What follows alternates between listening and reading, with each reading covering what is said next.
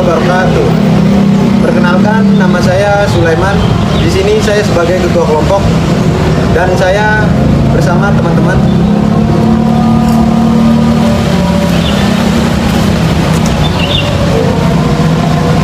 Saya Ajeng Wahyuning Tias. Saya Azrul Nayal Halim. Saya Bening Purbaningrum. Saya Sinta Mada Pertiwi. Saya Fitriana Hasana.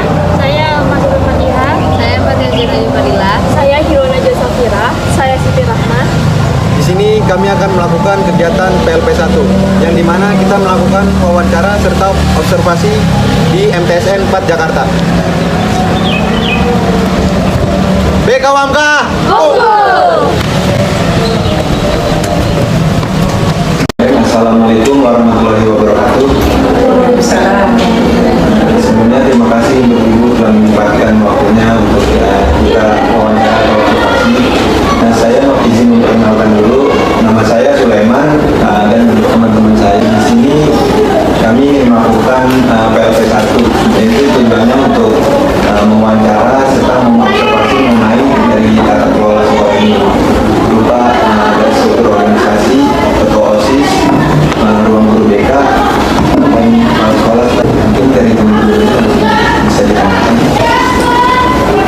Tadi Ibu, bagaimana penyusunan dan cara mensosialisasikan peraturan dan tata tertib di sekolah untuk siswa?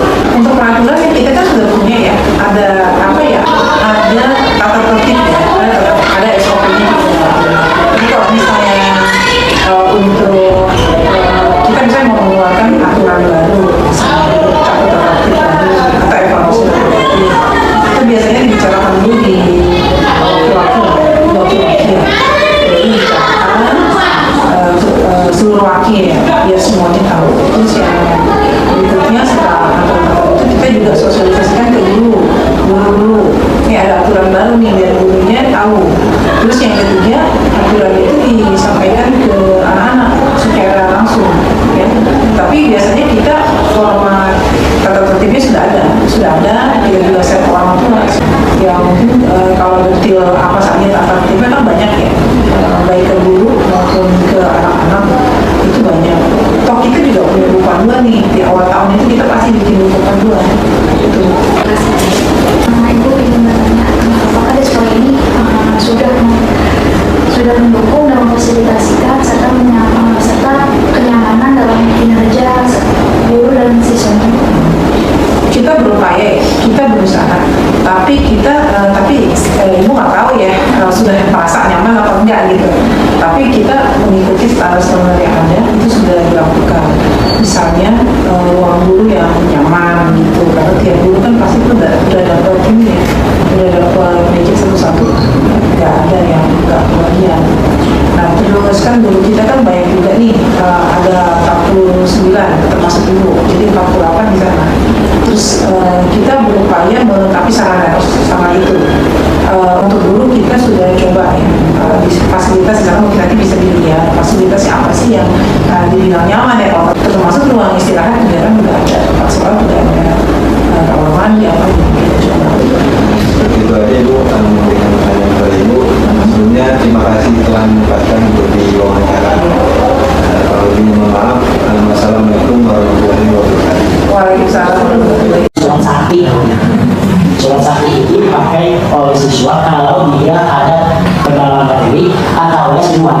Dan biasanya ini tidak boleh disosialisasi, tidak sholat asar berjamaah di sekolah. Artinya sholat asar berjamaah dari tempat les atau di rumah. Bagaimana sih ada mengembangkan atau mengelola tradisi menggunakan setiap itu dari tahun 1990 itu ada namanya kelas pengayaan. Ada kelas pengayaan yang namanya kelas bilingual, kelas dua bahasa. Tujuannya mereka setelah lulus dari sini bisa menguasai dua bahasa.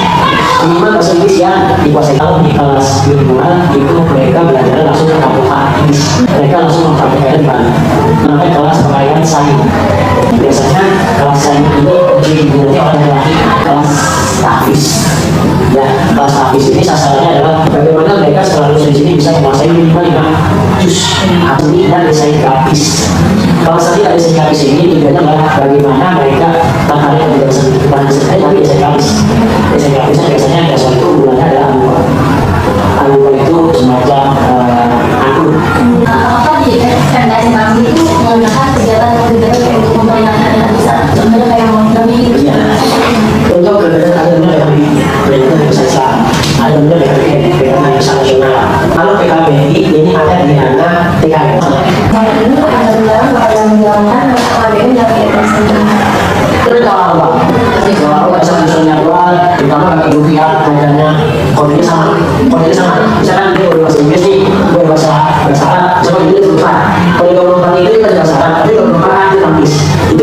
sampai bentrok susah sekali. Kadang-kadang saya situasi kalau paling 1-2 bulan ketiganya Anda sudah ada beberapa gue kasih saya sampai jam sekian ya, kasih saya sampai jam satu posting ada.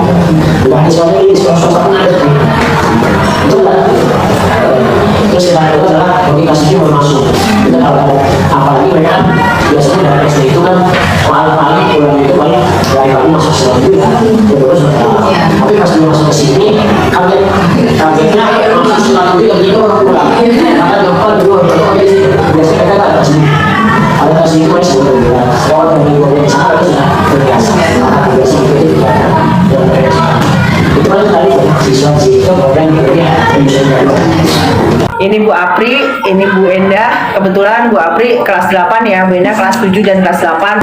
Kalau Bu Soe banyak kelas 9. Mungkin ada yang ditanyakan? Saya mau bertanya Bu, seperti dan bagaimana sih sejarah perkembangan terbentuknya BK ini? Di sini saya, Bu Suhati, udah lumayan cukup lama.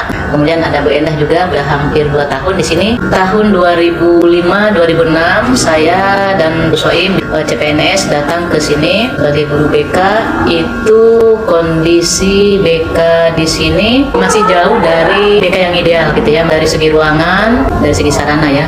Dari segi SDM guru BK-nya sendiri belum ada guru BK yang benar-benar berlatar belakang pendidikan bimbingan konseling. Jadi guru mata pelajaran yang diberikan pelatihan sehingga dikeluarkan sertifikat kewenangan untuk melaksanakan layanan BK di sekolah. Kemudian tahun demi tahun saya dengan Bu Soin yang kebetulan waktu itu hanya baru 2 orang ya yang benar-benar guru dengan SK dari pemerintah sebagai guru BK ya. Demi sedikit menerapkan teori dan ilmu BK di sekolah termasuk sarana prasarana. Bukan hanya dari segi ruangan tapi bagaimana tentang materi-materi layanan BK dan bagaimana tentang program-program BK. Kami mulai mengacu pada idealnya itu di tahun 2017-2018. Untuk visi misi BK sendiri di MTS itu seperti apa? Visi misi kita pastinya visi kita adalah mendukung visi madrasah. Tanya Ibu, apa saja sarana dan prasarana BK yang ada di MTS Jakarta ini? Individu, mungkin kita kan di ruang kerja masing-masing ya Bu Saib ya. Kita punya ruang kerja masing-masing. Nah itu kita di ruang konseling individunya di ruang kerja. Nah ini kan konseling kelompok bisa di sini. Ini kan ruang besar juga. Atau bisa di kelas besar juga di sini juga. Kita pun di sini juga nggak terlalu idealis. Jadi kalau belajar di kelas ya banyak permainan ya Bu Apri ya. Kayaknya permainannya kayak dadu gitu Kak. Ular tangga ya. Jadi permainan ini ada isinya sebutkan 3 sifat baik dari kalian gitu. Mereka lebih senang sih, tapi memang nggak cukup waktunya. 40 menit ini nggak cukup. Ya silakan. Nah ini ada kendala waktu memberi layanan ke siswa. Kalau saya pribadi, kesulitannya kita mengumpulkan data, baik itu dari keluarga gitu kan, apalagi kalau siswa itu diam. Siswanya lebih banyak diam.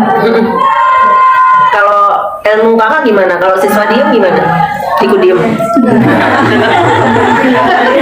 Pancing sih ya, kayak dipancing pertanyaan terbukaan misalkan sih paling sama pendekatan. Iya, pendekatannya. Kakak pernah ngalamin?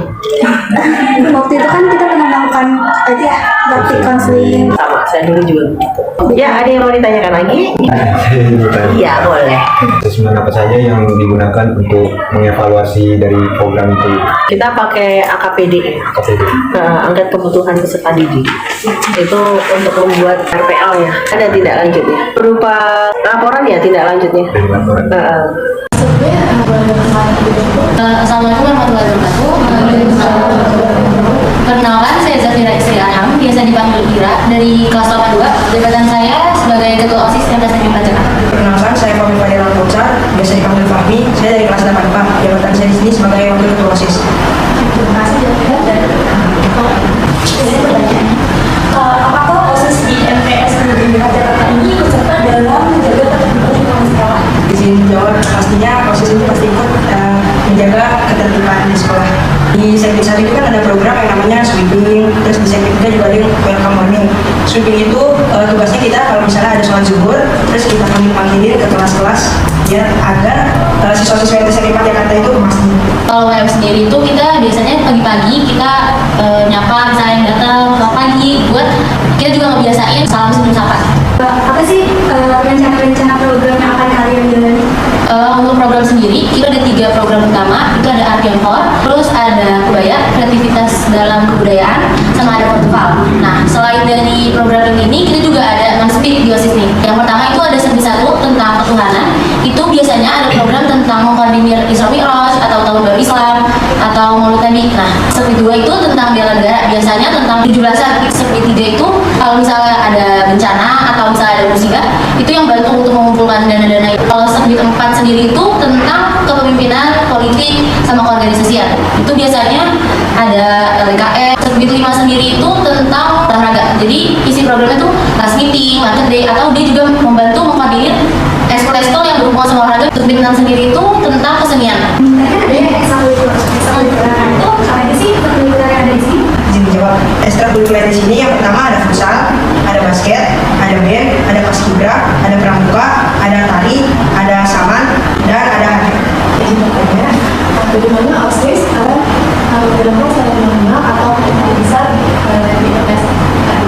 Untuk OSIS sendiri kita kan kayak tadi yang udah dijawab, itu kan ada sesi-sesi bidangnya. Misalnya serbi 1 kalau misalnya lagi ada perayaan Isra Mi'raj, pastinya kita sebagai OSIS juga membantu buat melaksanain. Kita juga koordinasi bareng sama guru, pembina buat melaksanain program itu sendiri. Saya kan dulu sibuk banget pasti jadi ketua sama wakil. Kira-kira gimana sih manajemen waktunya sama belajar yang Untuk bagi waktunya, pasti dari awal kita mau masuk OSIS aja nih, nggak jadi ketua atau wakil, kita kan ditanyain, kita bisa bagi waktu atau enggak? Karena jadi OSIS sendiri aja kan pasti kegiatan-kegiatannya banyak. Nah, untuk bagi waktunya sendiri, kita tuh harus bikin skala prioritas. Sebelumnya kan pasti kalian melihat periode sebelumnya.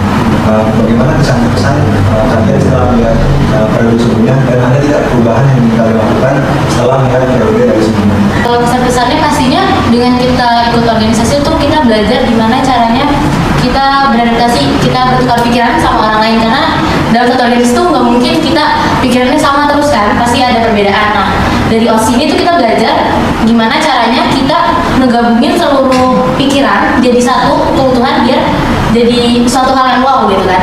Terus untuk kekurangannya sendiri mungkin kita lihat kesan-kesannya dari periode sebelumnya yang kita sering rasain itu biasanya di organisasi itu ada miskom. Nah, di periode selanjutnya ini kita berusaha memperbanyak komunikasi biar kita dapat meminimalisir adanya kejadian miskom itu. Demikian video dari kami, semoga informasi yang kami sampaikan bermanfaat bagi teman-teman. Terima kasih telah menyaksikan video dari kami. Kurang lebihnya mohon maaf. Wassalamualaikum.